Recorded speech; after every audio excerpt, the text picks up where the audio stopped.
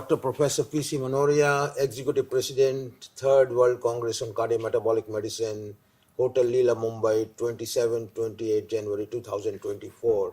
And I am here at the Right Dr. Dom studio, and with me is Dr. Shashank Joshi, globally renowned diabetologist. So change is the way of life. Everything in this universe changes. So also the conventional diabetes care has transformed into new diabetes care. So we have two innovative molecules, SGLT2 inhibitors and GLP-1, which has changed the cardiorenal metabolic component of the diabetes, and there has also been advances in the glycemic control. So what is this cardiorenal metabolic continuum, and how these new drugs have changed the management of diabetes, and what is their impact on mortality and morbidity? Professor Manoria, first of all, let me congratulate you for academic excellence, which has been your motto from last 4 decades. I have known Professor Manoria. He's in center of India, but he's at the heart of cutting edge clinical and academic medicine, which is evidence-based, and he believed in the era of evidence-based medicine, all his lifetime. So Professor Manoria, you are very right that we have moved away from the conventional glucose-centric approach of a metformin and a sulfonylurea and a glitazone or a AGI to actually these cutting-edge modern agents, which are not just impacting the glucose-centric downstream approach, but they are looking at weight, they are looking at cardiovascular outcomes, they are looking at renal outcomes. So today there is a whole continuum of care, and in that we have moved from the so-called downstream approach to an upstream approach, where we give equal weightage for 4 parts. One is of course weight, second is cardiorenal outcomes, which is CV outcome and renal outcomes, and then is cardiovascular risk reduction. So glucose is just one of those 4 tenets in the entire continuum, and therefore in this space the fight is between the injectable or oral GLP-1 receptor agents of proven efficacy. So mind you, there is an underlying, because GLP-1 receptor agents have a lot of heterogeneity, so it is not a class effect. While the offloading agents, the glucose diuretics, as some people popularly call them, called the SGLT2 inhibitors, are game changers, because they offload the heart, and cardiologists feel they are their molecules, nephrologists feel they are their molecules, and we endocrinologists feel they are our molecules. They are the patient's molecules. But they are there for actually the cardiorenal outcomes. And universally, that is probably a class effect of those molecules.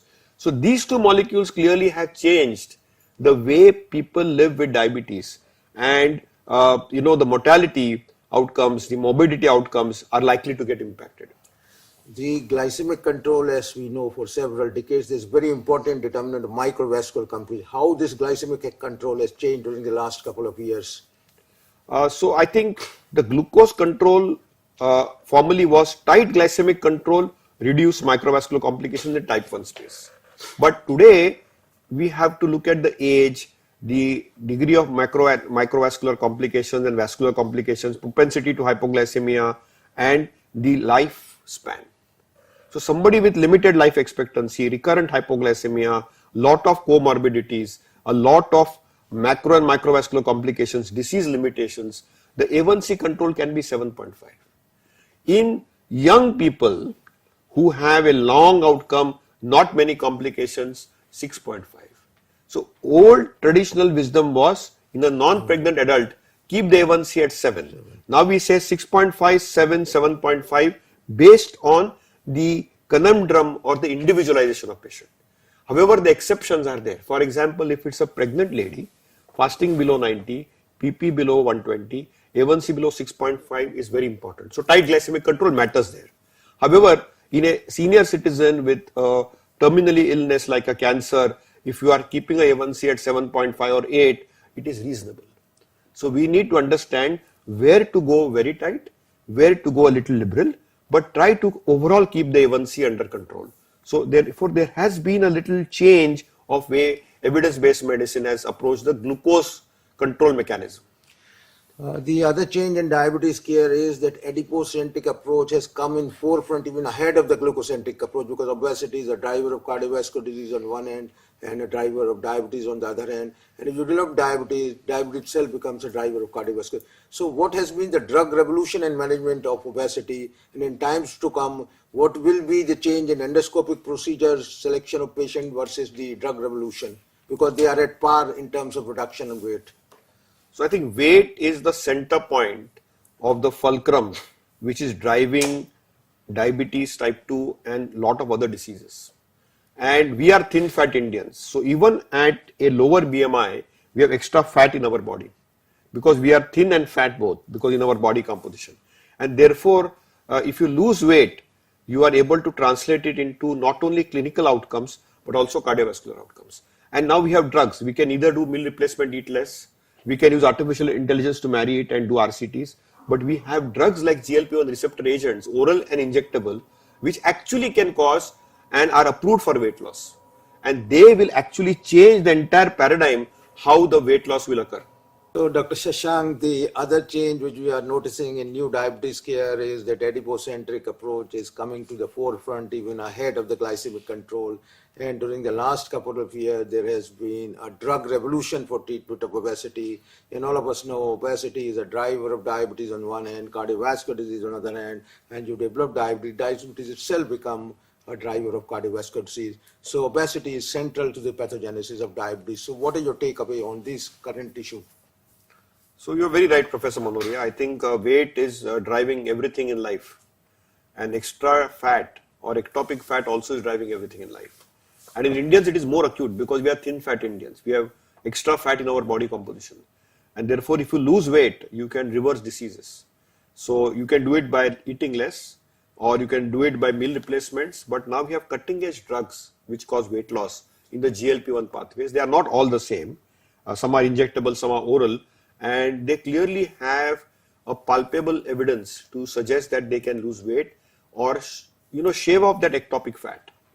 And that actually translates into clinical outcomes, cardiovascular outcomes and health outcomes. And eventually people living with lower weight with diabetes have an opportunity to be disease free, complication free and also stay in remission. So I think these drugs are game changers. And I think these drugs initially were losing weight up to 5%. Then they moved to 10%. And now we are getting agents which will be competing with bariatric surgeons, which you asked me. That they will actually, so formally, before the H2 blockers and the PPIs, we used to get vagotomies when we were students of medicine. And now there is no vagotomy done for peptic ulcer. Similarly, I think bariatric surgeons may be out of business in another decade and a half if these agents show that they have proven safety and efficacy and they are affordable and accessible. So I think clearly these agents have arrived. They will probably have safety and efficacy and they will not only change the weight and the body composition but also generate outcomes, mental health outcomes, mechanical outcomes and metabolic outcomes including cardiorenal outcomes. And I think therefore there is a complete revolution in the management of weight and diabetes and therefore this whole term is called diabesity. And interestingly, the SELECT-2 trial has shown improved CV outcome on treatment of obesity with injectable semaglutide. So that is again very good news. Oh, absolutely. I completely agree with you that these agents have robust cardiovascular outcomes. They will also have renal outcomes. And I have a feeling that if they are consistently used long term, they also may keep the disease in remission. So they are disease modifying agents. See, they are not just glucocentric agents or weight loss agents. They are disease modifying agents. So what statins revolutionize cardiology, I feel these agents will revolutionize the metabolic medicine, obesity medicine and diabetes medicine. See, initially we have lifestyle modification, then pharmacotherapy. Now artificial intelligence is coming in a big way. So in short, what is the role of artificial intelligence in management of diabetes? So artificial intelligence, I personally work in this space and I'm thankful that you are asking me this question. Artificial intelligence recognizes behavioral habits. Because human beings all are digitally intoxicated. We are intoxicated with food, with physical activity. So what does AI do? So for example, I'll give you an example. It maps how you eat, what you eat, and it stores it. It maps when you are physically active, when you sleep, how much you sleep. So we can use and tap this through a artificial intelligence model, do sensing with glucose, take all these inputs, put it through an AI engine, and give recommendations which are coach director or doctor directed. So we are doing a randomized control trial. It's in the third year. It's with a twin remission program, partnering with IIT Research Park in Madras and with a California-based startup. And we are trying to see whether we can do disease remission in diabetes, it's called twin health, or hypertension, or even in fatty liver. and we have our first publication out in endocrine practice where we have been able to reverse fatty liver. So I think artificial intelligence is here to stay. We need to recognize, for example, when you search something on your phone, for example, if you have to fly from Mumbai to Bhopal, immediately it will show you the options. Similarly, if you are eating an idli and dosa, it will say have less idli and more sambar.